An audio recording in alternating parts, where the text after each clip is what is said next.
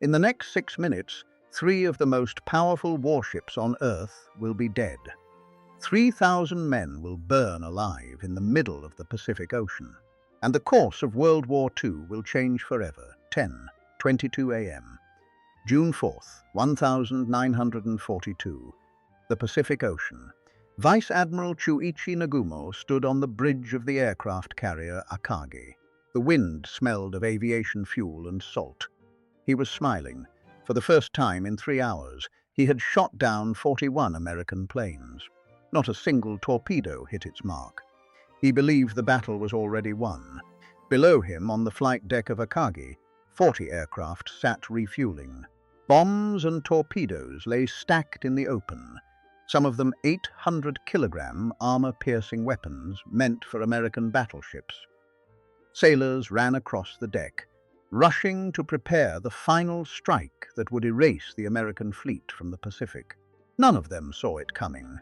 None of the 4 Japanese carriers knew that these were the last moments before the Imperial Japanese Navy's carrier striking force suffered its most devastating defeat. Then a young sailor looked up at the clear blue sky. His eyes went wide, his mouth fell open. Kyukoka Bakugekiki, dive bombers. From 14,000 feet above, 33 American Dauntless bombers were falling out of the sun at a 70-degree angle, wings trembling at 240 knots. Nagumo turned. His pupils shrank. His mouth moved, but no sound came out.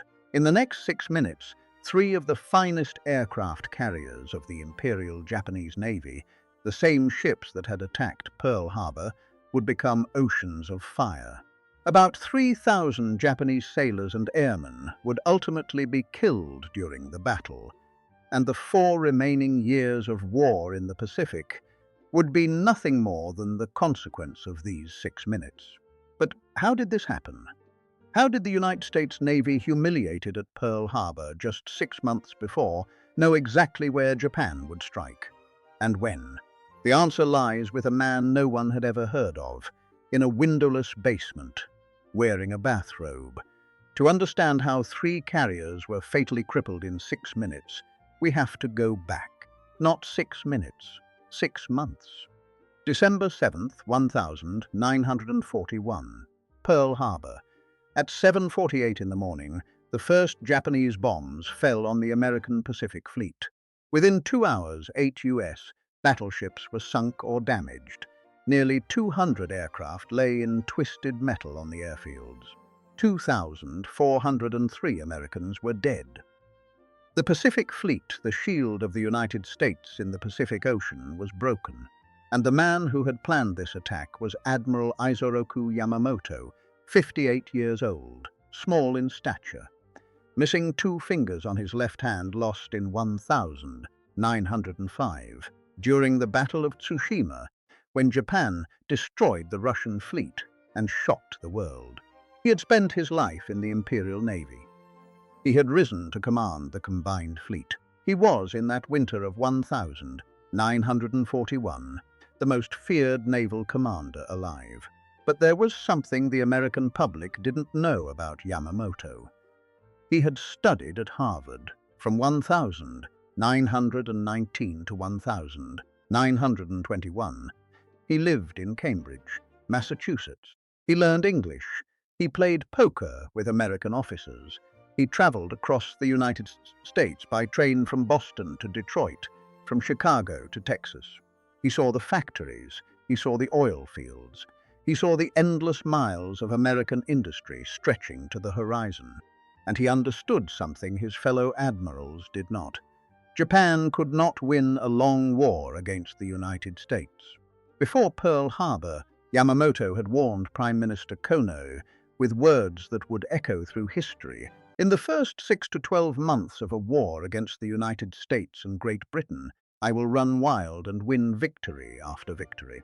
But then, if the war continues after that, I have no expectation of success. That was the window. That was all Japan had. And Yamamoto knew it. Pearl Harbor happened in December. By April, Japanese carriers had raided Ceylon in the Indian Ocean. Japanese forces had seized the Philippines, Malaya, Singapore, the Dutch East Indies. In 4 months, Japan had rapidly built one of the largest empires in the Pacific in modern history. The combined fleet's carrier strike force, the Kido Butai, was undefeated. 6 fleet carriers, the most experienced naval pilots in the world. A striking force so powerful that no one in any navy could stand against it. Nagumo commanded it, and Nagumo believed he could not lose. But Yamamoto was still counting the days. Then came May 1942, the Battle of the Coral Sea. For the first time, an American carrier force stopped a Japanese advance. Both sides lost a fleet carrier, but the real damage was hidden. The Japanese carrier Shokaku was hit so badly she needed months of repair. Her sister ship Zuikaku, undamaged but stripped of her air group, had lost too many pilots to fight. 2 of Japan's 6 fleet carriers were gone, not sunk, just gone from the war for the critical weeks ahead. Yamamoto looked at the calendar. December, January, February, March, April, May, 6 months. His window was closing. He needed one more battle, one decisive blow. Something so devastating it would force the United States to negotiate. He needed to destroy the American aircraft carriers, the 3 carriers that had escaped Pearl Harbor, the Enterprise, the Hornet, the Yorktown, and he chose his trap, a tiny atoll in the middle of the Pacific. 2 square miles of coral and sand, a refueling station for American aircraft. A speck on the map that most Americans had never heard of, Midway. The plan was breathtaking in its complexity. Roughly 200 ships participated across the Japanese operation, battleships, cruisers, destroyers, submarines, divided into multiple task forces spread across thousands of miles of ocean. A diversionary attack on the Aleutian Islands to the north, a landing force to seize Midway, and the killing blow the 4 fleet carriers of the Kido Butai Akagi, Kaga, Soryu, Hiryu, waiting to ambush any American carriers that came to defend the atoll. Yamamoto was certain the Americans would come. He was certain they would not know he was waiting. He was certain the Kido Butai would destroy them.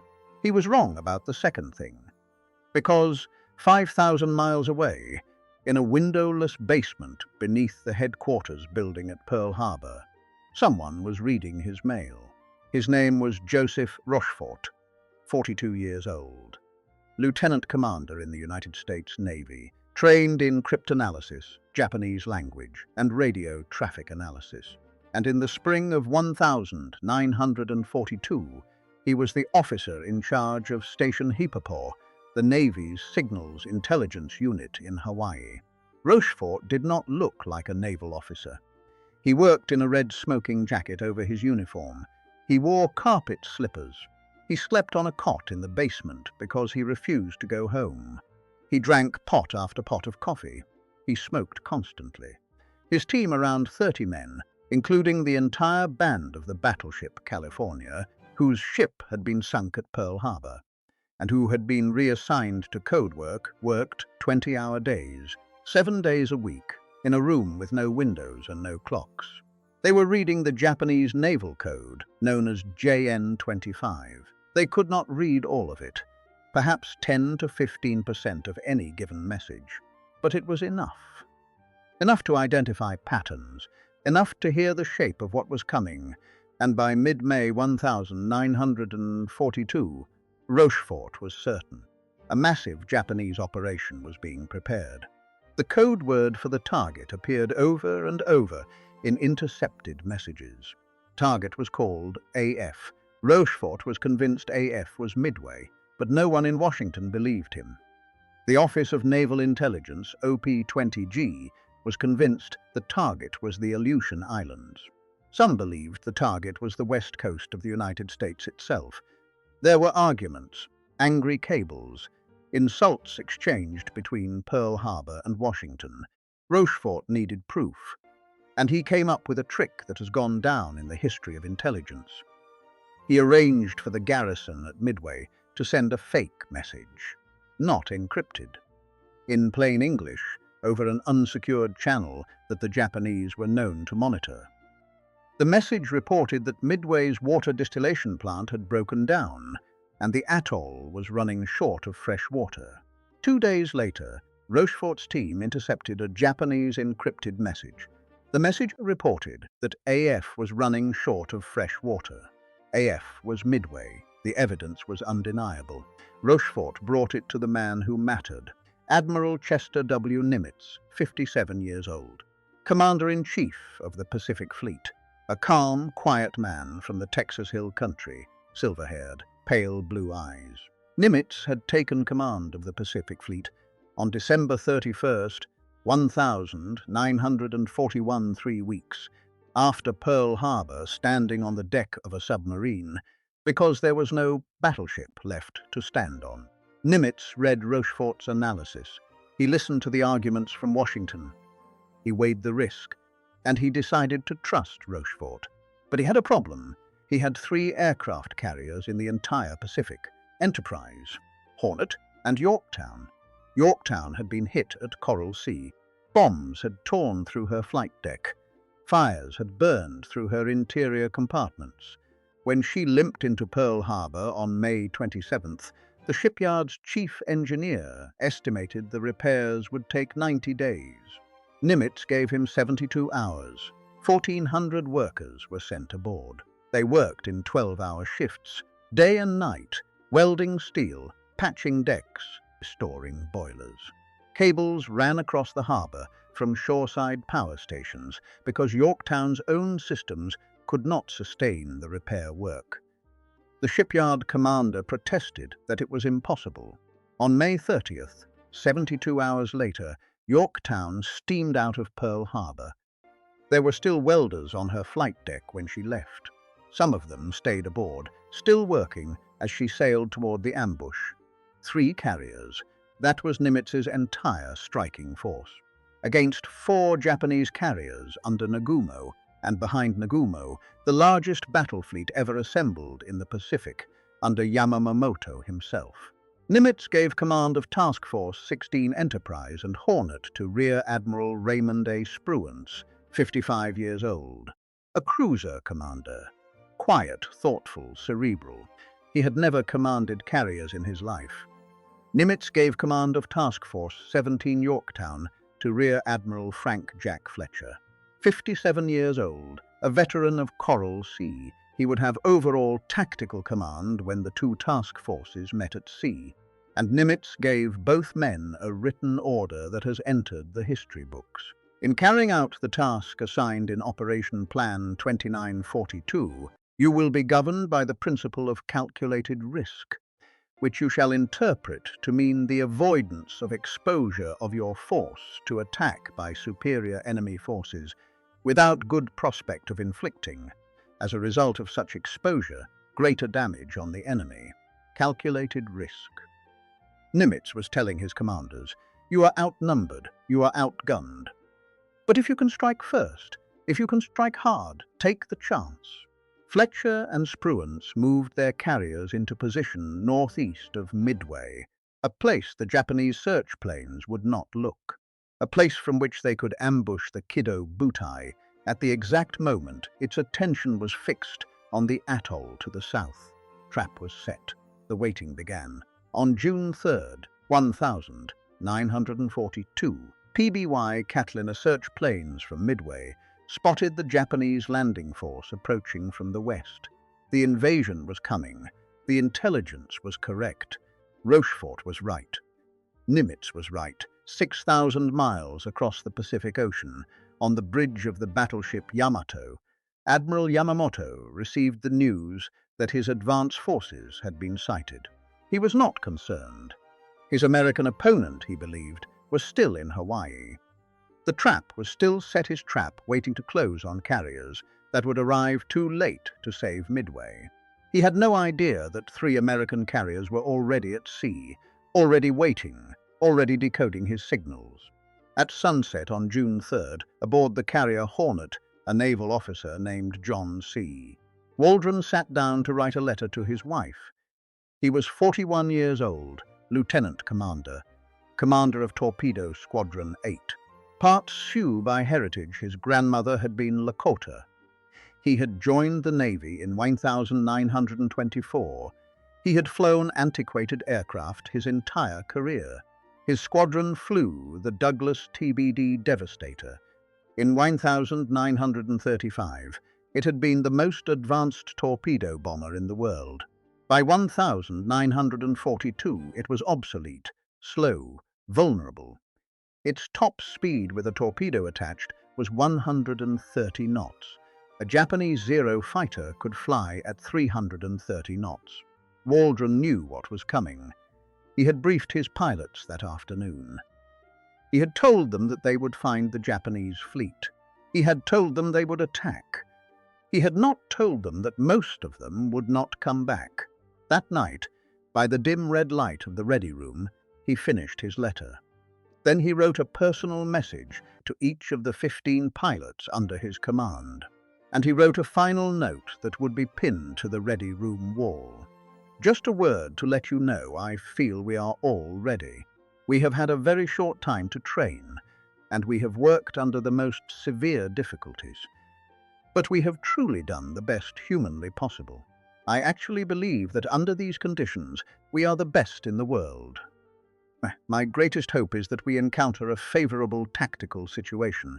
But if we don't and worst comes to worst, I want each of us to do his utmost to destroy our enemies. If there is only one plane left to make a final run-in, I want that man to go in and get a hit. May God be with us all.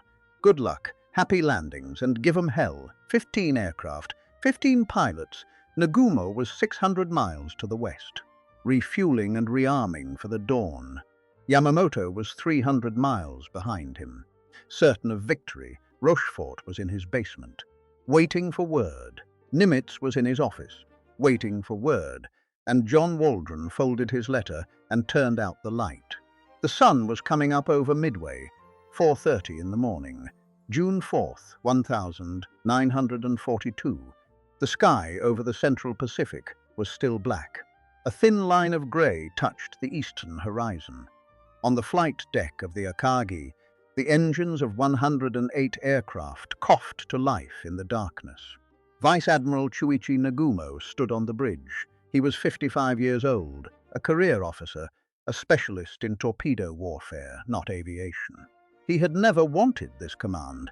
Yamamoto had given it to him because of seniority, not expertise. And now, as the first raiders climbed into the dark sky, Nagumo felt what every commander feels on the morning of battle, a tightness in the chest, a sense that something is watching. He did not know that 3 American aircraft carriers were 300 miles to the northeast, already awake, already turning into the wind. He did not know that Rochefort had been reading his mail. He did not know that this would be the last day of his career. 108 aircraft climbed away from the 4 carriers of the Kido Butai. Zero fighters, Val dive bombers, Kate torpedo bombers converted to carry high-explosive bombs for the strike against Midway. Plan was simple: bomb the island, destroy the airfield, destroy the fuel dumps, return to the carriers, ream. Then wait for the American fleet, which Nagumo believed would arrive days later. Down in his cabin on the Akagi, another man watched the strike disappear into the pre-dawn sky. His name was Mitsuo Fuchida, 39 years old, commander. The pilot who had led the attack on Pearl Harbor 6 months before, the man who had radioed the famous message, "Tora, Tora, Tora," the signal that told Yamamoto complete surprise had been achieved. He should have been leading this strike. He had planned for this moment. He had trained for this moment. But 2 days earlier, in the middle of the ocean, Fuchida had collapsed with acute appendicitis. Emergency surgery had been performed at sea. Now he lay in a bunk below decks, weak, unable to fly, unable to command. He could only listen. He could only wait. He would live because of that appendix.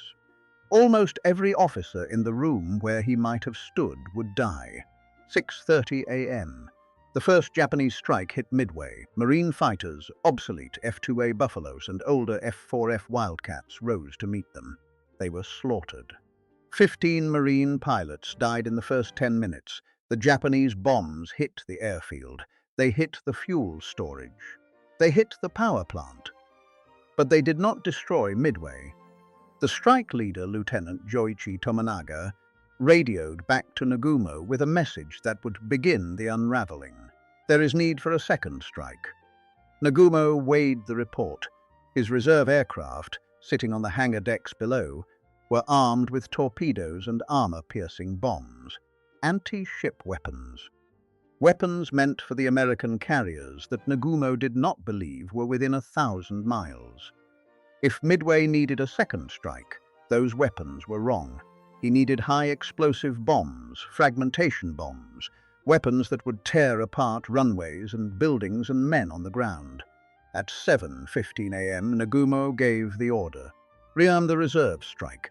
Torpedoes off, bombs on, attack the island. Below decks, in the hangars of Akagi, Kaga, Soryu and Hiryu, hundreds of Japanese sailors began the work.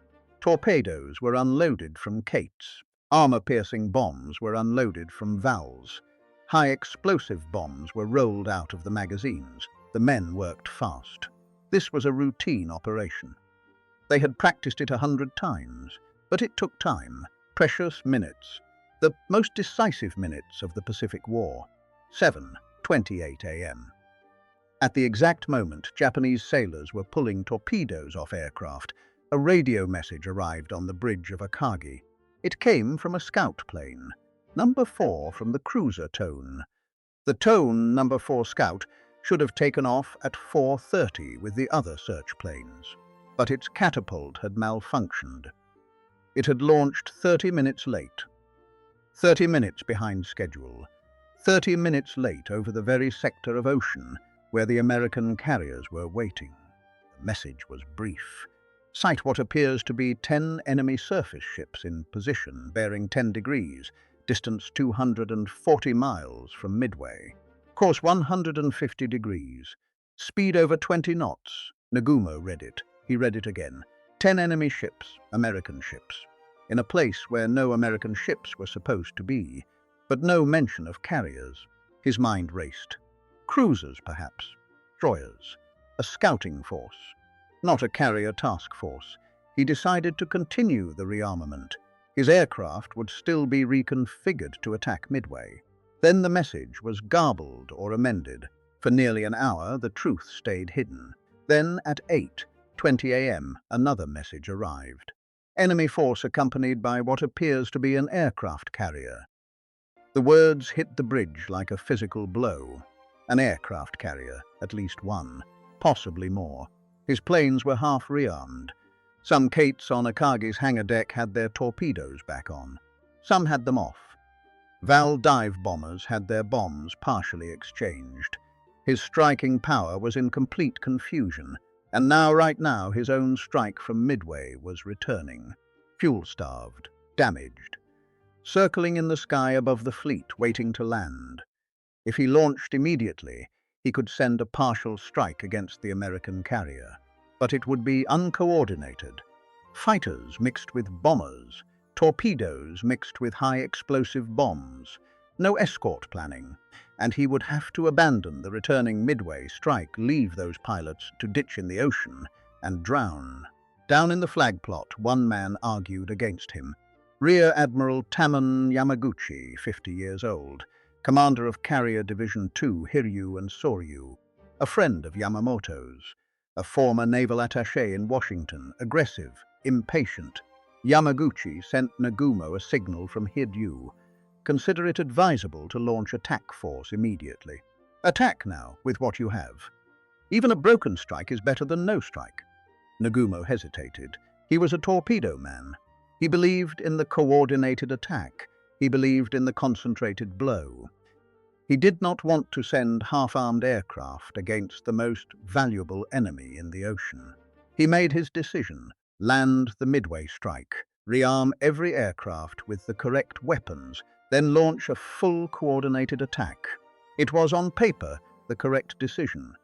It would cost him 3 carriers in the next 2 hours, because as he gave the order, and as his sailors began racing to move torpedoes and bombs back onto aircraft, and as the piles of ordnance grew on the hangar decks, because there was no time to return them to the armored magazines below. The Americans were coming. They were already in the air. They had launched at 7:00 a.m. Aboard the carrier Hornet, 150 miles east. 3 squadrons had taken off.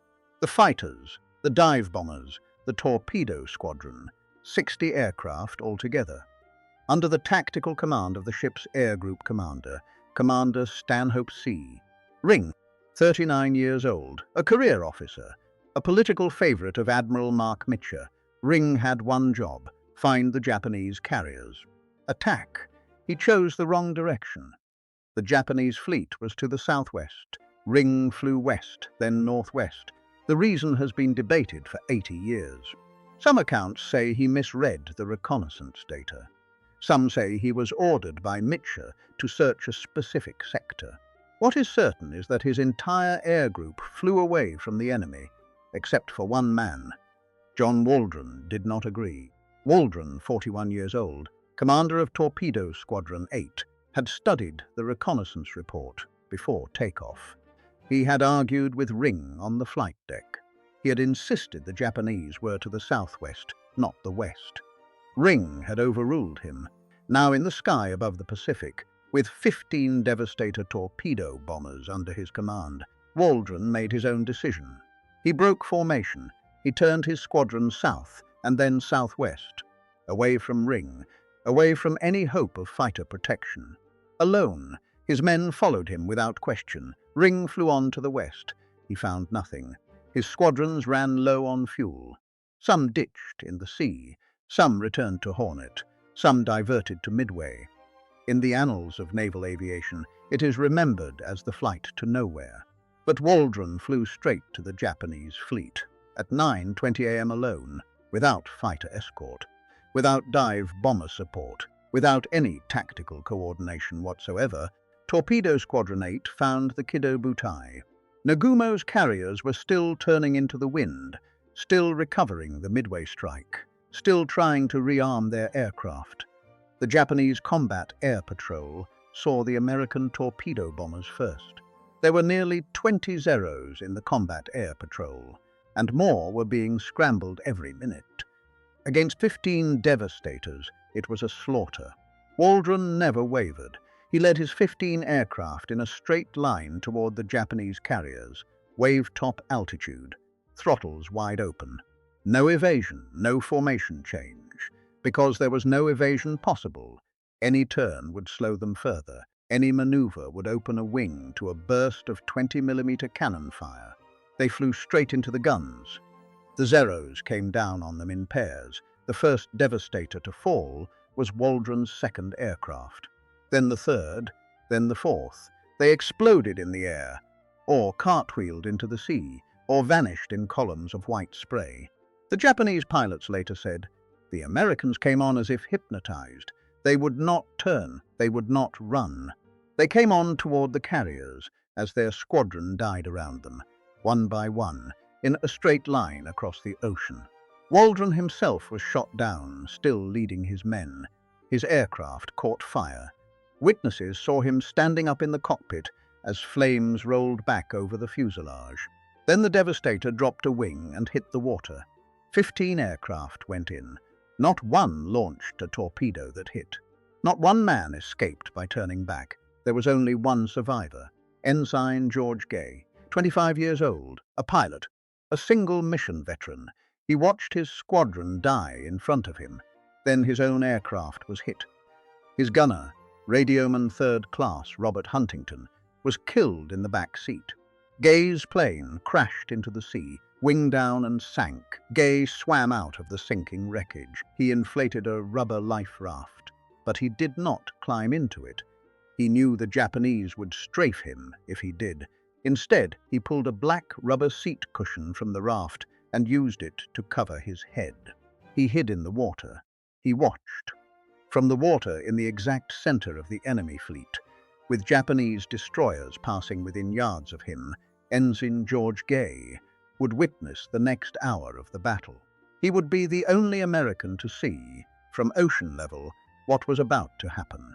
At 9:40 a.m., moments after Torpedo 8 was destroyed, Torpedo Squadron 6 from Enterprise found the Japanese fleet. 14 Devastators. Same aircraft, same speed, same result. 10 of the 14 were shot down. Then Torpedo Squadron 3 from Yorktown arrived. 12 Devastators. 10 shot down. In less than an hour, 3 American torpedo squadrons had attacked the Kido Butai. 41 aircraft. 35 had been destroyed. Not one torpedo had hit anything. On the bridge of Akagi, Nagumo watched the last torpedo bomber crash into the sea. He allowed himself to breathe. His combat air patrol was magnificent. His Zeros had done everything asked of them. The Americans had attacked with everything they had and had achieved nothing. He gave the order to complete the rearmament. His own strike was almost ready. In 15 more minutes he could launch. He could send a coordinated blow against the American carriers. He could win the greatest naval victory in the history of Japan. He would do it in 15 minutes. He did not have 15 minutes. He had 2. Because while his Zeros were slaughtering the torpedo squadrons at wave-top level, something had happened above. The Zeros had all come down. The Japanese fighters had descended from combat altitude to hunt the American torpedo bombers, and they had stayed low, chasing down survivors, strafing the water where American aircraft had gone in. The sky above 15,000 feet, the sky where dive bombers approach, was empty. Nothing was watching it. The sacrifice of Torpedo 8, Torpedo 6, and Torpedo 3 had done what no one could have planned. It had stripped the sky of defenders. The dive bombers were coming. Lieutenant Commander Wade McCluskey, 40 years old, commander of the Enterprise Air Group. 33 SBD Dauntless dive bombers under his command. McCluskey had launched at 7:52. His group was fully formed up by 8:06. He had flown to the projected position of the Japanese fleet. He had found nothing. The ocean was empty. The Japanese carriers had turned north to recover their aircraft from Midway. They were not where McCluskey expected them to be. His fuel was burning fast. His engines were consuming avgas at combat power. He calculated the moment when he would have to turn back. He calculated it again. The math kept saying the same thing. Turn back now or die at sea. McCluskey did not turn back. He began a search pattern, a square, widening. He flew north. He flew west. His pilots watched him. Some of their fuel gauges were already in the red. They knew that following McCluskey further meant they might not make it home. They followed him anyway. Then at 10:00 m, McCluskey saw something. A Japanese destroyer, steaming north at flank speed, a white bone in her teeth, alone in the ocean, racing somewhere with terrible urgency. It was the destroyer Arashi. She had been dropping depth charges on the American submarine Nautilus, which had been trying to attack the Japanese fleet. Now Arashi was racing back to rejoin the Kido Butai, running full speed to catch up. McCluskey understood. The destroyer would lead him to the carriers. He turned. His entire air group turned with him. They followed the wake of Arashi northeast across the ocean. And at 10:20 a.m., at 14,000 feet, Wade McCluskey looked down and saw the entire Japanese fleet spread out below him. 4 aircraft carriers, escorts, the full striking force of the Imperial Japanese Navy. Nagumo's carriers were fully committed. Aircraft on the flight decks, fueled and armed. Torpedoes and bombs stacked in the open in the hangars. Fuel lines still charged and pumping high-octane avgas. No fighters overhead. No warning, no cover. McCluskey ordered the attack. At almost the exact same moment, from a different direction, another American squadron arrived. Yorktown had launched later than Enterprise. Her air group had traveled a shorter distance, because Yorktown had been closer to the enemy when she launched. Now, purely by geometry, the 2 squadrons met over the Japanese fleet at the exact same moment. Lieutenant Commander Maxwell Leslie, 39 years old, commander of Bombing Squadron 3 from Yorktown, 17 SBD Dauntless bombers.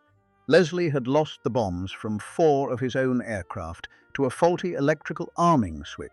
The bombs had accidentally released into the sea during the flight. He led 13 armed dive bombers, coming in from the southeast. McCluskey came in from the southwest. 2 American strike groups. No coordination, no radio contact, no planning. Both arrived over the target at 10:22 a.m. In more than 80 years of studying this battle, historians have never fully explained the coincidence. Some things simply happen. They happen once, they change the world. At 10:22 a.m., McCluskey gave the order to dive. 33 Dauntlesses split into 2 groups. McCluskey assigned them to targets. In the confusion, he made an error. He ordered both his own group and the trailing squadron to attack the same carrier, the Kaga. That should have left the Akagi untouched. But Lieutenant Richard Best saw the mistake. Best, 32 years old, commander of Bombing Squadron 6, a former test pilot, a superb aviator. He was already in his dive when he realized both squadrons were going for Kaga. Akagi was going untouched. He pulled his aircraft up and out of the dive, a maneuver of extraordinary difficulty at 240 knots and 12,000 feet. Climbed. He radioed his 2 wingmen, Lieutenant Junior Grade Weber and Ensign Kroger, to follow him, and the 3 of them attacked Akagi alone. At 10:22 and 20 seconds, the first bomb hit the Kaga. It was the beginning of the 6 minutes that broke the Imperial Japanese Navy. The Kaga was fatally crippled first. 4 1,000-pound bombs walked across her flight deck in less than 30 seconds. The first hit forward, near the bridge. The second landed in a cluster of fueled and armed aircraft parked amidships.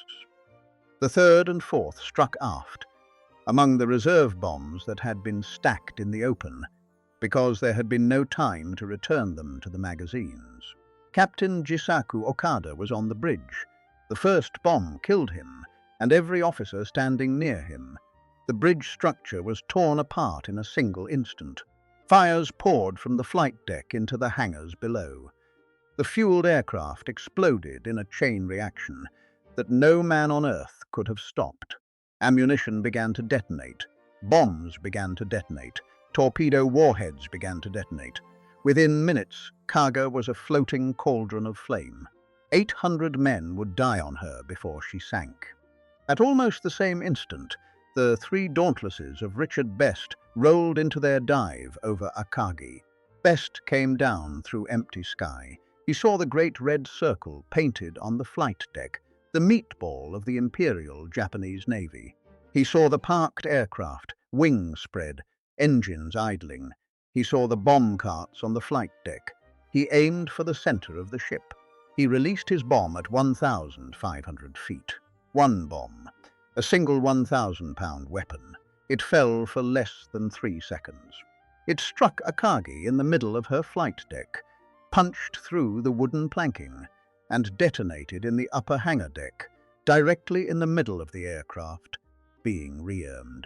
1 bomb, it was enough. The hangar of Akagi at that moment contained fully fueled aircraft, torpedoes stacked on carts, bombs that had been swapped and reswapped, and open fuel lines still charged with high-octane avgas. The bomb detonated in the middle of all of it. The fireball ripped upward through the flight deck. It ripped downward through the hangar deck. It ignited a chain reaction that would burn for hours and could not be extinguished. Vice Admiral Nagumo was still on the bridge. Fire climbed the outside of the bridge structure. His staff urged him to transfer his flag. He refused. He said he would remain on his ship. His chief of staff, Rear Admiral Ryunosuke Kusaka, took him by the arm. He said the words that no admiral wants to hear. "Commander-in-Chief, you must transfer. You are needed to command the fleet." Nagumo said nothing. He allowed himself to be led. The bridge was already surrounded by fire. The internal ladders were burning. The only way off was down a rope. Nagumo, 55 years old, climbed over the side of the bridge and slid down a rope to a smaller ship, the light cruiser Nagara, waiting alongside. Behind him, Commander Mitsuo Fuchida, the hero of Pearl Harbor, still weak from his appendectomy, climbed onto the rope. He slid down, but his weakened arms could not hold his weight. He fell the last few meters. Both his ankles snapped on the deck of the Nagara. He would spend the rest of the war on crutches. He would live to be an old man. He would convert to Christianity in 1950. He would spend his final decades preaching pacifism to audiences in Japan and America. But he would never again command a squadron of aircraft. On June 4th, 1942 at 10:26 a.m., Mitsuo Fuchida's war was over. At the same minute, 20 miles to the north, Soryu was hit by 3 bombs from Max Leslie's bombing Squadron 3. Soryu was smaller than Kaga or Akagi. She burned faster. Within 20 minutes, her engines were dead. Within an hour, she was abandoned. Her captain, Ryusaku Yanagimoto, refused to leave. He stood on the bridge as fire climbed toward him. His officers pleaded with him. He would not go. Some survivors would later say they heard him singing Kimigayo, the Japanese national anthem, as the smoke closed around him. He died with his ship. 3 Japanese fleet carriers were fatally crippled within minutes by American dive bombers. 6 minutes. The Kido Butai, the greatest carrier strike force in the world, undefeated for 6 months, the terror of the Pacific was gone. There was one carrier left, Hiryu. 20 miles to the north, hidden by a rain squall, Rear Admiral Taman Yamaguchi saw the smoke on the horizon and understood immediately what had happened. He also understood something else. There was still time. If he could sink an American carrier, even one Japan could still salvage the day. He launched everything he had. 18 Val dive bombers, 6 Zero fighters. They flew east through the morning sky, following the return course of a lost scout that had spotted the American task force. At 12:00 noon, they found Yorktown. Yorktown's fighters intercepted them. 10 of the 18 dive bombers were shot down before they could release. But 8 got through. 3 bombs hit Yorktown. Fires broke out on the flight deck. Her boilers were damaged. She lost speed. She went dead in the water. But Yorktown's crew was extraordinary. In less than 2 hours, they had put out the fires. They had restored partial power. Damage control teams patched the flight deck with steel plate. By 2:00 in the afternoon, Yorktown was steaming again at 20 knots. She looked from a distance like an undamaged ship. A second Japanese strike arrived at 2:30 p.m., 10 torpedo bombers, 6 Zeros. The pilots, seeing a fully operational carrier, radioed back to Hiryu that they had found a second American carrier. They believed the first one had already sunk. They attacked. 2 torpedoes hit Yorktown on the port side. She lost all power. She began to list. The order was given to abandon ship, but Hiryu's pilots had made a fatal mistake in their reports. They believed they had crippled 2 carriers. In fact, they had hit the same one twice. Enterprise and Hornet were still fully operational, undamaged, waiting. At 3:30 p.m., an American scout plane found Hiryu. At 5:00 p.m., 24 Dauntlesses from Enterprise, including some of the surviving Yorktown pilots, now flying from Enterprise's deck dove on the last Japanese carrier. One of the pilots leading the strike was Richard Best, the same pilot who had hit Akagi that morning. In a single day, at the age of 32, he would strike the killing blow against 2 Imperial Japanese fleet carriers. No naval aviator in history has ever matched the feat. 4 bombs hit Hiryu. Fires consumed her upper decks. Her flight deck was torn open like the lid of a can. Rear Admiral